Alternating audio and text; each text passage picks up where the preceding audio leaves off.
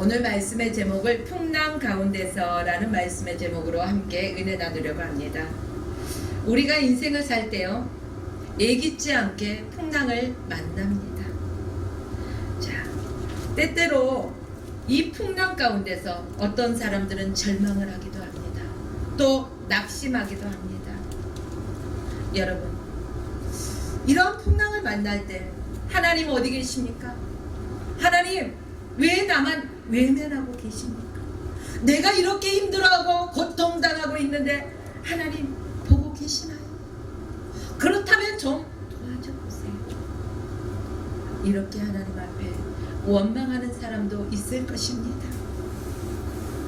우리가 이 세상을 살아가면서 풍랑을 만나지 않고 산다면 얼마나 좋을까요? 이 풍랑이라는 문제 속에서 고난이 내게 유익이라. 바로 이 풍랑을 통해서 우리는 하나님을 찾게 되고 하나님 앞에 더 가까이 갈 수 있다는 사실입니다. 여러분요, 요즘 코로나19 바이러스 때문에요, 교회 문들을 닫고 예배를 드리지 않는 교회들이 점점 늘어나고 있습니다. 이 코로나19가 세상에서 만난 우리가 풍랑이라는 것입니다. 바로 이러한 문제, 그래서 교회 문을 닫고 각자 가정에서 인터넷을 통해서 예배를 드려요. 저희 교회도 주일날 동사무소에서 2명이 나오더라고요. 예배 드리는지 안 드리는지 체크하기 위해서 나오더라고요. 여러분, 집에서 인터넷으로 예배를 드릴 때 하나님 앞에 온전히 생명을 드리면서 예배를 드리십니까? 그렇게 하기 힘들 것입니다. 내 편한 복장으로 내 하던 일 하면서 기로만 듣지 않습니까? 여러분, 하나님이 우리를 바라보고 뭐라 말씀하실까? 눈에 보이지 않는 이 바이러스, 이것에 너희가 정말 두려우냐? 나는 너를 만들고 너를 창조한 여호와 하나님이다. 그런데 이 작은 것 하나 때문에 하나님 앞에 예배하기를 꺼려한다는 하나님 마음이 어떠시겠습니까? 여러분, 물론 이 코로나 바이러스, 우리는 손도 잘 씻고 또 마스크도 잘 착용하고 위생관리를 철저히 해야 할 것입니다. 그러나 우리가 더욱더 이럴 때 모여야 된다는 것입니다. 예배의 자리로 모여야 된다는 것입니다. 그래서 나라와 민족을 위해서 기도하고 또 우리나라 이 민족이, 이 백성이 하나님 앞에 범죄한 것들을 회개하면서 다시금 하나님 진노 중에라도 긍휼을 잊지 말아달라고 담대하게 나와서 기도해야 할 것입니다. 아멘. 오늘 사람들은요, 다 밖에 나가 있지만 이렇게 여러분들은 하나님 앞에 예배의 자리로 나오셨습니다. 하나님께서 여러분 한 사람 한 사람을 기억하실 것입니다. 오늘 본문에서도 예수님이요, 이제 그 떡을 떼시고 또 제자들을 벳세다로 먼저 배를 타고 가게 하십니다. 기적의 현장에서 사람들이 예수님을 자꾸 세상적으로 높입니다. 그래서 이 기적의 현장의 그 기쁨이 채 가라앉기도 전에 제자들을 서둘러서 벳세다로 먼저 가게 합니다. 제자들이 갈 때, 그때까지는 갈릴리 바다가 잔잔했습니다. 그리고 예수님은 어디로 가셨습니까? 산으로 가셨어요. 왜 가셨을까요? 기도하러 가셨다는 사실입니다. 그런데 이 제자들이 이제 배를 타고 가고 있는데 무엇을 만났어요? 풍랑을 만났다는 것입니다. 문제에 접하게 되었다는 것입니다. 이들은 이 풍랑 속에서 두려움에 떨었습니다. 아니, 원망했을지도 모릅니다. 주님 어디 계십니까? 주님이 가라 해서 갔는데 왜 이러한 문제 속에 접해야 합니까? 하나님이 먼저 가라 하지 않았습니까? 라고 원망할 수도 있었을 것입니다. 여러분요, 이렇게 우왕좌왕할 수밖에 없는 상황 속에서도 주님은 그들을 바라보고 계셨다는 사실입니다. 또한 그들을 바라보고 그들을 위해서 기도하고 계셨다는 사실입니다. 지금 세상은 온통 코로나 바이러스로 인해서 떠들썩하고 우왕좌왕하고 두려움에 휩싸여 있습니다. 그러나 이 상황 속에서도 하나님의 백성들이 하나님 앞에 나와 예배하는 것을 하나님이 지켜보고 계시고 또한 그들을 위해서 기도하신다는 것이죠. 무엇이 두려우십니까? 우리는 하나님을 두려워할 줄 알아야 됩니다. 바로 예수님은 제자들을 위해서 기도하셨다는 사실입니다. 본문 45절과 46절 보니까 제자들을 재촉하사 먼저 배 타고 건너편으로 가게 하시고 예수님은 제자들과 작별한 후에 산에 가서 기도하셨다는 것입니다.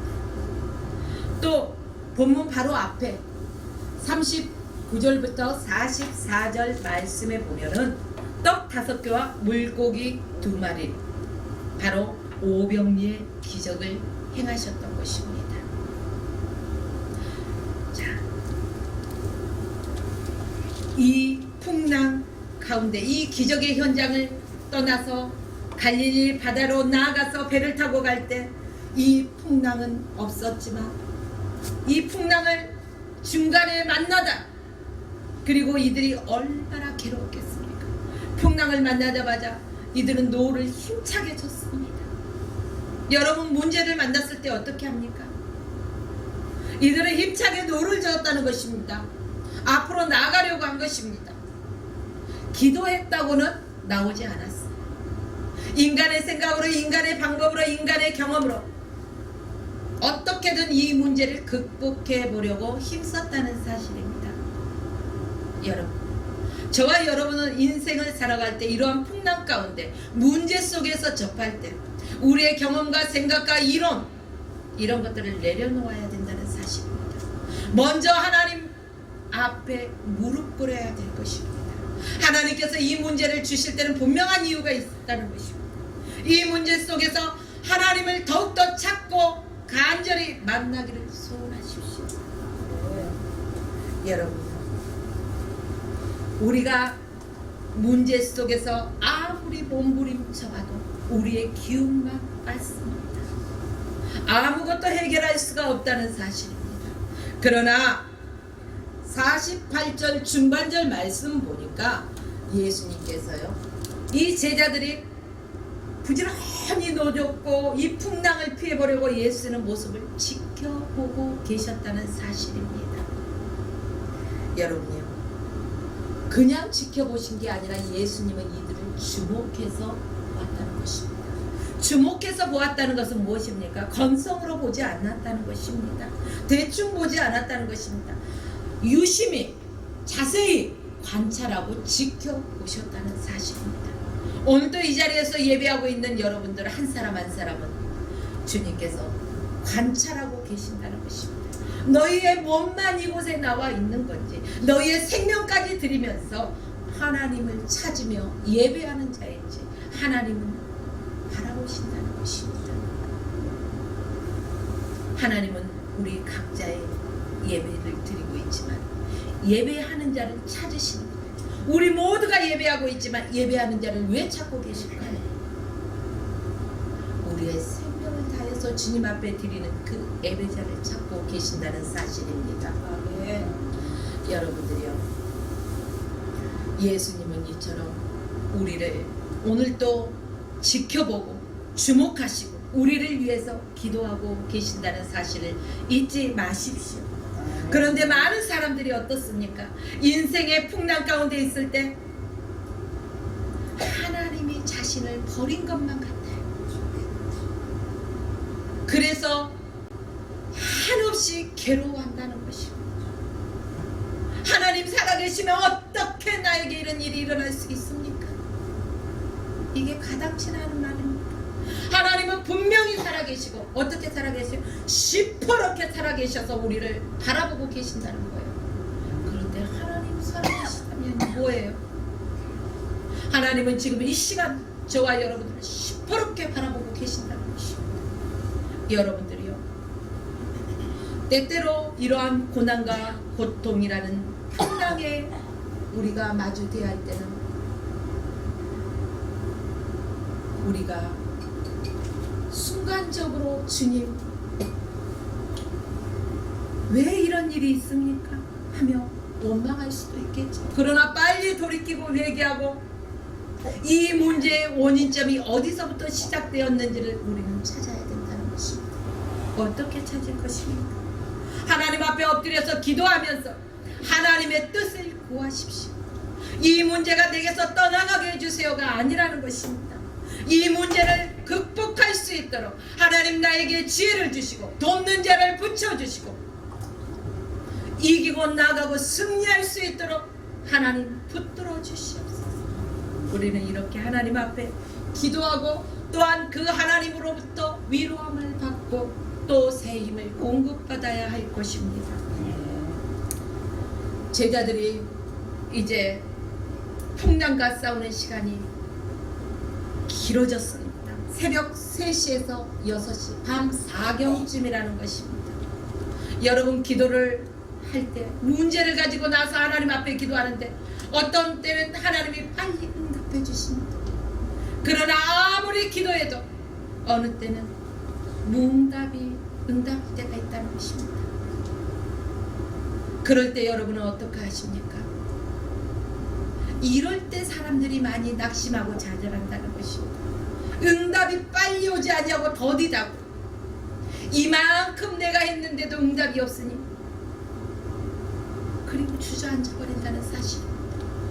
하나님 우리에게 응답해 주시기 위해서 바로 가져왔는데도요 내가 중단해서 그 응답을 해결받지 못할 때가 있다는 것입니다. 여러분들이요 풍랑과 맞싸워서 제자들이 그 노를 저어가면서 힘쓸 때 얼마나 기진맥진하겠습니까? 모든 힘이 소진됐을 것입니다. 우리가 인간의 방법으로 해결하기 위해서 나아갈 때는요 우리가 지쳐버린다는 것입니다. 그러나 수고하고 무거운 짐진 자들아 다 내게로 오라. 우리의 문제를 주님 앞에 맡겨버리십시오. 주님이 대신 지신 것입니다. 그리할 때 우리는 힘들지가 않아요. 내가 지는 것이 아니라 주님이 지고 가시고 우리는 주님을 뒤따르기 때문에 어렵지 않다는 것입니다. 내가 무언가를 해보기 위해서 힘쓰기 때문에 그 어려움에 직면할 수밖에 없다는 사실입니다. 지금 제자들은 힘에 겨워 있습니다. 그때 주님이 산에서 기도하다가 이제 무리를 걸어오십니다. 제자들이 어떻게 했어요? 주님이 오신다 하고 환영했나요? 아니. 유령이야. 밤 4경쯤 새벽 3시에서 6시 사이에 어둡고 파도는 치고 얼마나 두려움과 공포 속에서 떨고 있기에 예수님을 알아보지도 못하고 유령인가 하고 놀랐다는 것입니다. 그때 우리 주님이 뭐라고 하십니까? 내니 두려워 말라. 내니 두려워 말라. 그렇습니다. 여러분이요 예수님은요 자기를 나타내고 누구라는 것을 나타내고 계시는 거예요. 모세에게 보이실 때도 나는 어떻게 있는 자다? 스스로 있는 자다 이렇게 표현하셨습니다. 바로 풍랑과 자연 바다까지도 다스리시는 하나님이라고 말씀하고 있습니다. 그러니까 너희들은 두려워할 필요가 있다 없다? 없다는 사실입니다. 그런데 제자들이 왜 그 예수님의 오병리의 기적의 체험을 조금 전에 체험을 했으면서도 기적의 현장에 있었으면서도 그 순간의 기쁨을 마음껏 누렸으면서도 이 풍랑 문제 속에서 두려워했겠습니까? 성경에 보니까 떡 떼시던 일을 그들이 잃어버리고 마음이 둔해졌다는 것입니다. 마음이 둔해졌다는 것이 무엇입니까? 한마디로 영적으로 어두워져 있다는 것입니다. 여러분, 저와 여러분들이 영적으로 어두움에 잠겨 있을 때는 세상의 그 문화의 흐름을 바라봅니다. 눈에 보이는 현현들을 바라봅니다. 그래서 우리 마음에 무엇이 찾아옵니까? 두려움이 찾아옵니다. 근심이 찾아옵니다. 그러나 예수님이 배에 오르시자마자 풍랑이 어떻게 되었어요?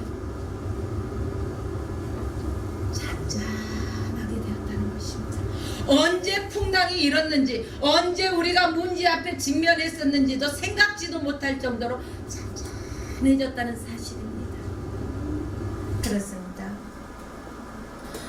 우리가 예수님만 만나면, 내가 어떠한 문제와 어떠한 상황 속에 있다 할지라도 예수님만 나와 동행하시면 게임 아웃, 문제 해결 종료. 예수님과 우리가 하나 되지 못하기 때문에 늘 문제를 안고 살고 그 문제 속에서 근심하고 낙심하고 좌절하고 불평하고 원망하고 있다는 사실입니다. 여러분요, 우리의 인생의 항로에 예수님을 태우십시오. 선장 되신 예수님이 탁 키를 잡고 가시기 때문에요, 어떠한 풍랑을 만난다 할지라도 게임 아웃이라는 것입니다. 둘째로는 또한 풍랑에는 하나님의 뜻이 있다는 거예요. 여러분이 인생을 살아갈 때 어떠한 문제를 만났을 때 그 문제가 내 앞에 없었으면 얼마나 좋았을까, 이렇게들 말씀하실 겁니다. 그러나 그 문제 또한 하나님의 뜻이 분명히 있다는 사실을 깨달으라는 것입니다. 자, 우리가 이런 문제를 만났을 때 깨닫지 못하는 것은 무엇 때문에 깨닫지 못한다고요? 우리 마음이 둔하여져서 깨닫지 못한다는 것입니다. 우리는 수없이 기적의 현장에 있었습니다. 기쁨과 흥분의 도가니에 빠져 있었습니다.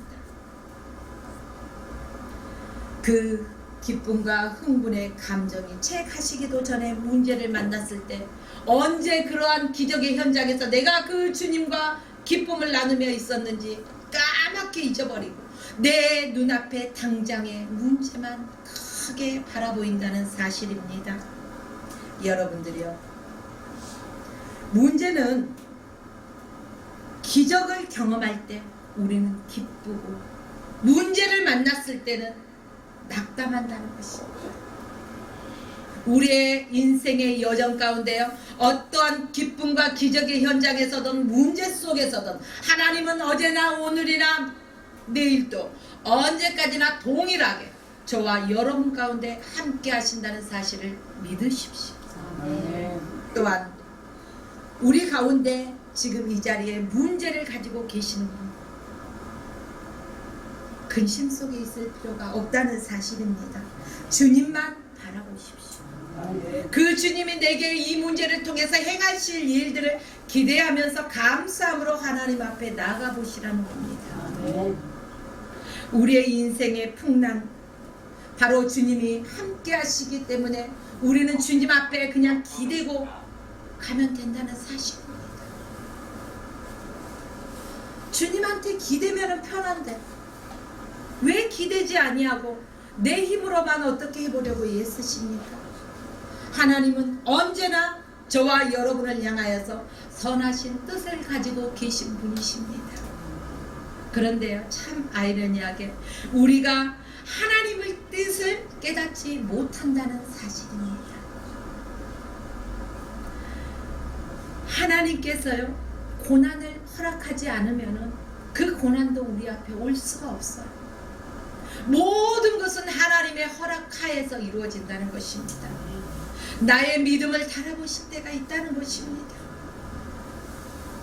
그러므로 저와 여러분들은 언제나 성숙한 믿음의 사람이 되어야 할 것입니다. 중요한 것은 우리에게 어떤 문제가 있든지 없든지 항상 하나님의 뜻을 깨닫고 또 발견하는 지혜가 있어야 됩니다. 그래서 우리의 인생의 여정을 살아갈 때 하나님 항상 나의 삶의 모든 영역에서 늘 하나님이 나와 동행하신다는 기억하게 하소서. 또 하나님 늘 지혜를 공급해 주셔서 사람의 눈으로만 바라보는 것이 아니라 하나님의 시각에서 바라보게 하시고 하나님께서 생각하시는 그 생각을 우리가 바라보고 나아갈 수 있도록 그 뜻에 부합할 수 있도록 우리를 단련시킨다는 것을 깨닫고 나가야 할 것입니다. 여러분, 주변에 코로나로 인해서 또 예배를 소홀히 하는 사람들이 이제는 몸에 배어버렸다는 사실입니다. 참으로 안타까운 일입니다. 처음에는 어떻게 이럴 수 있지? 그런데요, 지금 3주 쉬면서 어떻게 됐느냐? 아, 편하다. 교회 안 가도 그냥 집에서 인터넷으로 이렇게 볼 수 있는데 우리가 그때 왜 그랬을까? 우리가 주일 예배를 드리고 잠시 장로님하고 이제 그 대부도 쪽에를 갔다 왔는데요. 차들이 얼마나 빽빽하게 많은지 몰라요. 아예 정차해 있어요. 교회를 가지 않다 보니까 예배의 자리에 있지 않다 보니까 다 나들이를 나가더라는 것입니다. 이게 뭘까요? 하나님 앞에 거룩하게 하나님의 백성들이 예배해야 되는데 세상으로 흘러들어가서 세상 문화와 풍습에 젖어들면서 하나님 앞에 범죄하는 시간들을 늘어놓고 있다는 사실입니다. 여러분들이요, 이러면서도 풍랑이 내게서 떠나가기를 구하십니까? 다시금 우리는 하나님 앞에 우리의 마음을 재정립하고 하나님, 우리의 인생 가운데 어떠한 문제와 풍랑이 있을지라도 우리는 결코 흔들리지 않을 것입니다. 온전히 주님만 바라볼 것입니다. 길이요 진리요 생명이신 예수 그리스도를 바라보고 하나님 앞에 예배하기를 우리는 다짐합니다. 다시금 우리가 다짐해야 할 것입니다. 그리할 때 하나님께서 바로 여러분을 책임져 주실 것입니다. 두려움 마십시오. 모든 것을 아버지께 맡기고 또한 하나님이 주시는 지혜대로 우리가 살아가면서 예배의 승리자 되시기를 주의 이름으로 축원하며 오늘 말씀을 마칩니다. 기도하겠습니다. 하나님 아버지, 감사합니다.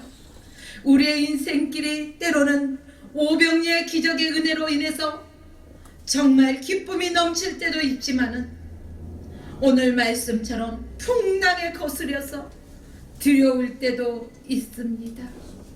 그러나 하나님은 언제나 어떤 상황 속에서도 동일하게 우리와 함께 하시는 임마누엘 하나님 되심을 감사합니다. 아멘. 지금 세상은 코로나 바이러스라는 풍랑 속에 있습니다. 하나님의 자녀들 두려워하지 않게 하시고 이로 인하여 예배 드리는 것을 소홀히 하지 않게 도와주시옵소서. 아멘. 그리고 더 이상 바이러스가 확산되지 않게 하시며 확진자들도 깨끗이 치유되고 회복되어지는 은혜를 베풀어 주시옵소서. 아멘. 오늘도 우리가 불안함이 아닌 주님이 주시는 참 평안함과 담대함으로 살아갈 수 있기를 살아계신 예수 그리스도 이름으로 간절히 기도드리옵나이다. 아멘.